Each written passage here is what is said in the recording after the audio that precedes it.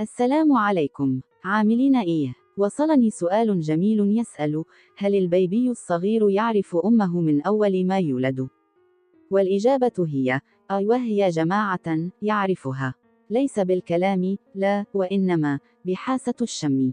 إزاي؟ رقم 1: من خلال ريحة اللبن. البيبي يشم ريحة اللبن التي تريحه، وريحة اللبن هذه تبقى مميزة قويا، بالذات لو من الأم. رقم 2: من خلال ريحة الأم.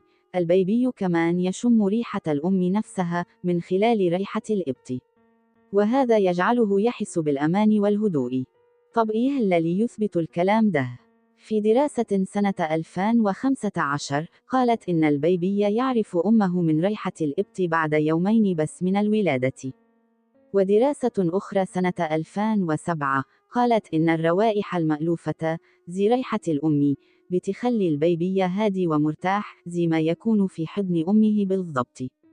الأطباء لاحظوا: البيبي الصغير يحب يشم ريحة الشاش المبلول بلبن أمه أكثر من أي لبن تانٍ، وهذا معناه إن ريحة الأم ليها مفعول السحر عليه. الخلاصة: البيبي يعرف أمه من أول يومين، مش بالكلام، لا، ده بالشم.